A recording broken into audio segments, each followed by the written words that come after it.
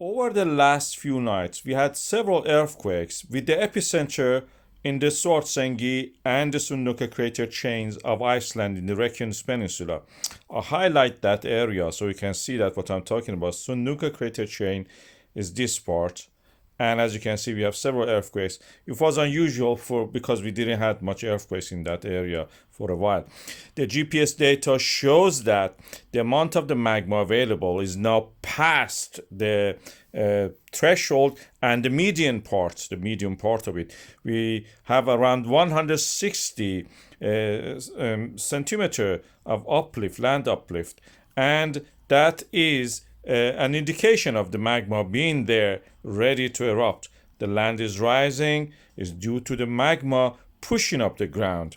And when such a thing happened in the past, at that level, we had an eruption. In the past, we had 7 eruptions, you can see, and this one may have reached that part already. This is from the few days ago. It may erupt to the south this time, toward the Grindavik and the Hagofell hills, where we have a large crack actually. But it is one likely location for the eruption. The fissure has happened in the January 2024 there, but in the other times over the past year, and 6 times we had eruption to the north of that area. This area is a likely place for eruption this time, maybe, but the pattern of the eruption shows that it may change its position, like what it did in the past. You can see that it starts somewhere, then shifts to somewhere else. So the Hagofell and near the Grindavik is one of the likely locations closer to us. And the further up there, more likely where we have the Sundhnúka crater chains, most of the eruption area. 6 of them were in this area, marked with blue line, and the white line shows that one case that we had an eruption in January. When such a thing happens, we have boreholes which show the change in the pressure of the magma, and we can actually be noticed about it. Also, the amount of the tremors will change. Tectonic tremors will be overrun by the magmatic tremors due to the boiling and melting of the magma rising to the surface. My prediction was that in the past that we may have by 23rd of the February 2025 an eruption, give or take a few days probably, and the risk based on that is now increased, surprise, surprise, by the Icelandic Meteorological Office. The risk of the eruption in that area is now raised to the pink area. You can see that in the risk assessment map. So this is the summary of the Icelandic Meteorological Office that they have released just right now. And you can see that what I told also, they have been agreeing with that. And we expect an eruption any moment. In the past, I had some predictions like this, which came true in a way. And most of it was true, actually, I should say. And I will put those videos here, you can see. The 6th eruption of the Svartsengi volcanic system in the Reykjanes Peninsula of Iceland started vigorously with this eruption, and it created huge fountains up to 175 meters tall. In the night you could see them from far distance. At the moment it seems that it has reached equilibrium. Slightly decreased, but yet keeping pace. Only in 2 spots, 2 vents is erupting. The amount of the magma available for this is finite, is limited, is around 22 million cubic meters of the magma. So it has to finish soon. And the source of the magma is at a depth of the 6 to 7 kilometers, and a deeper source at a depth of 8 to 15 kilometers practically. We are seeing evidence for the rising of the new material, new magma, in the forms of these tremors from that depth in the depth model of the eruption. From 2 consecutive days, we can see that something is rising. This could be magma. We are seeing in 3 stations of the Eldvarp, Svartsengi, and the Skipatsik Heron, evidence for the GPS data showing that the land rise due to the magma arriving and accumulating in the Svartsengi, that is a medium depth reservoir is increasing practically. We are seeing evidence that the land uplift has started again. This is a new cycle practically, charging the magma reservoir, creating the uplift of the land until the pressure is enough to erupt. But the thing is that in the past 6 eruptions, we have seen every time the next eruption was taking longer to actually happen. This time we had around 85 days. Previous one was 70.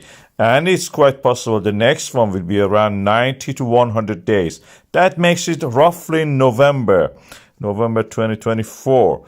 And this is quite possible that we have to wait another 3 months practically for the next eruption. This is mainly due to the non-Newtonian fluid nature of the magma. It needs lots of shaking. The magma there, which is semi-solid at the depth, is not able to actually to let the previous magma to pass. And it needs a lot of earthquakes and shake that it gets fluid like a ketchup so it can rise. And when it rises, it can come through the cracks. We call these kind of cracks dikes. These are cracks or fissures in the ground. And through that, the eruption happens. So we have to wait. The new phase of the new cycle of the magma accumulation has started already. Magma, when it is solid or semi-solid, can be stiff. And for movement, it needs some earthquakes. In the Sundhnúka crater chains of the Reykjanes Peninsula of Iceland, at the moment, we have a few earthquakes happening at a shallow depth. These are indicators that probably the magma has risen from the reservoir at a depth of the 7 to 4 kilometers, mostly at 5 kilometers. Look at the depth of them. These are from just a few hours ago, and these are the magnitudes of them. They're very tiny earthquakes in that sense. They're not really big tectonic ones. They may be due to the movement of the magma. When the magma faces resistance, you have to break apart its pathway, and the earthquakes actually helps it in a way that like a shaking of a ketchup helps the ketchup to flow. So when such a thing happens, the easiest pathway, which is the cracks or fissures we call, will be a conduit for the magma to reach the surface, eventually erupt. My prediction was that we will have eruption in the 23rd of the February or around that time. And we have to wait and see. There is other view by the Professor Thordarson of the University of Iceland, which says that probably this eruption is over. The tap is closing down, and we may have the eruption even probably 1 month, 2 months from now, and that will be probably the last. At the moment, we have some rain at that area, and as you can see, the steam is rising, the rocks are yet hot. It can be also because the proximity of the magma to the surface is a shallow depth of 1.5 kilometers. I have videos about this in the previous eruptions, and you can watch them and learn about this process. And maybe this time we will have a similar situation. 6.5 million cubic meters of magma has now accumulated and is flown toward the seal that is formed under the Svartsengi. This is the chart of the harmonic tremors. These two dips are a signal that the earthquake storm is going to happen.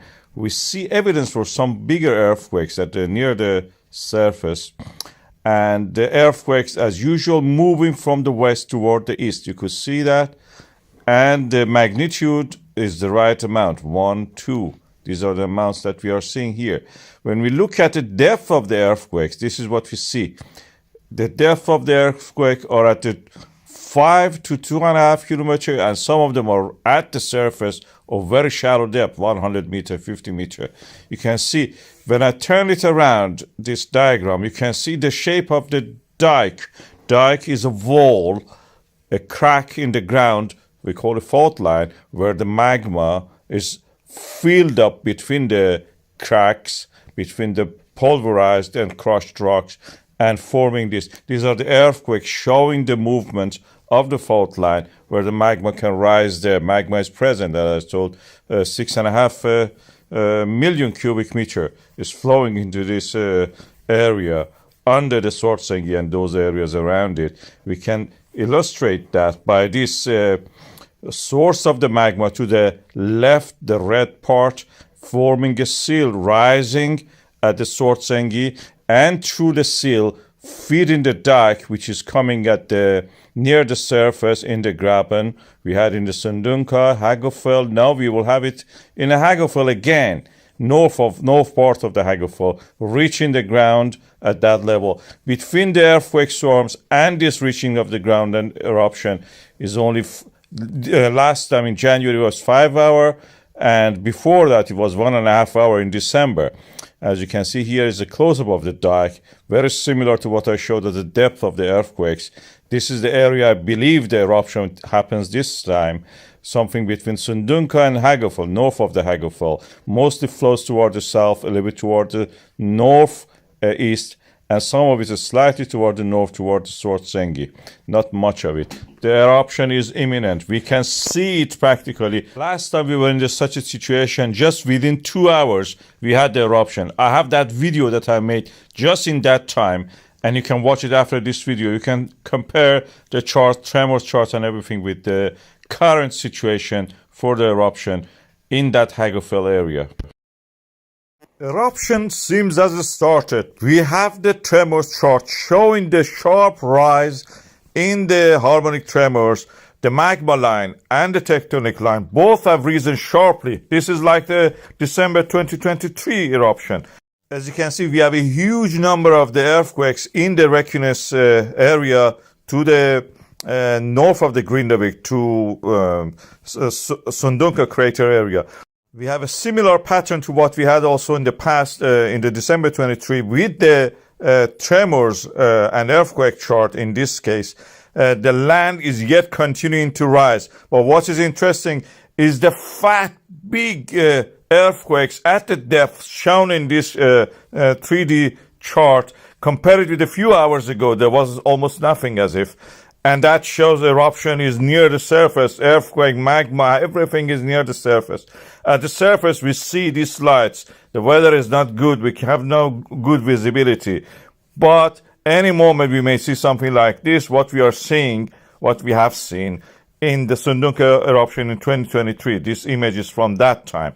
So we are waiting. I'm monitoring the situation. I will report it immediately to you when I see the first light. We have a strange situation in the Svartsengi volcanic system. Although the volume of the magma available, according to our measurements of by the GPS data, shows that the threshold, the lower threshold from the previous eruption is now surpassed for the current eruption. But the amount of the uplift is almost half of it was in the previous last eruption in the November 2024. So what we are seeing now is around this line, and what we were seeing previously in the previous eruption was almost double that. That may mean, in one way we can interpret it, is that in the previous eruption, the shape of the magma reservoir available was more concentrated and lobate, rounded, like a balloon, inflating the land higher. At this time, it has spread more in a larger area, and the amount of the uplift that our GPS shows is almost a half. That can be one explanation. Another thing is that we don't have enough earthquakes. The amount of the earthquakes now we have is not enough, and they are in the wrong place. Look at it. Svartsengi volcanic system doesn't have enough earthquakes, but more earthquakes we have in the Kristuvik and the adjacent volcanic system to the east. I'll play that again for you. What that shows is also that the earthquakes needed to actually shaken up like a catch-up, the magma, open up the way for eruption. They are not there. The magma cannot erupt. Also, recently, Professor Thorvaldsson Thordardsson has shown that the information which he has from the boreholes shows that the water and hot gas production at the stops in the boreholes that they had in the Svartsengi volcanic system. So that may mean that Jason volcanic system, Kristuvik, maybe is more prone to be actually erupting next. As we know that this volcanic system exists there for a reason, they have been erupting consequently, one after another, in geological terms, almost like a snap. We have to wait until the 23rd of February just to see, this is my prediction, if it erupts or not. If it doesn't erupt, it it may actually have shifted toward the Kristofik. The earthquakes are now the right amount, and we have evidence for the magma reservoir building up in that area. I have a video about that. Watch that. Explains. Since the end of the last eruption of the Svartsengi volcanic system in August, we are seeing lots of earthquakes in the area of the Reykjanes Peninsula of Iceland. Many of them are concentrated around this lake, which we call Svartsengi.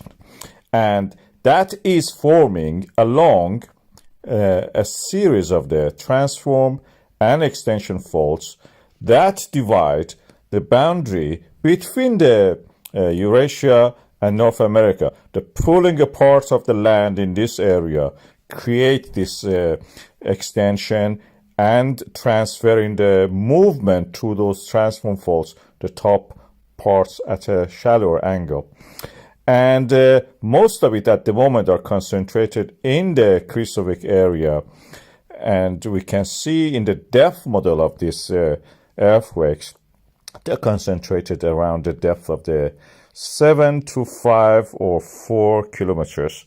This is the area earthquakes are happening. Earthquakes are practically shatter or fracture zones, creating voids and fractures and pulverizing rocks, creating pathways practically for any kind of fluid that can flow there. It can be water, brine, or even magma. In this case, in this area, if you have a magma reservoir at the depth of the 12 kilometer, which is in the case in the Svartsengi, that can feed these shallower reservoirs, which are formed by these earthquakes, and create a shallow magma reservoir. We have it in the Svartsengi volcanic system, where this shallower reservoir, like an aquifer, fills up and every now and then erupts as a volcano in this area, as a fissure eruption, actually, I should say. For example, in the Svartsengi, we had it in the Fagradalsfjall. This is happening for the last 3 years, and we are seeing it here. There is a possibility we are seeing formation of this kind of reservoir for the magma, pulverized and fractured zone at a depth that can form a reservoir in the Kristofik area. This area is, of course, a volcanic system. Already we had eruption there, and there are lava fields associated to that, which extend for 50 kilometers, even approaching the town of the Reykjavik, the capital of the Iceland. This is a cartoon which shows what I have talked about in this area.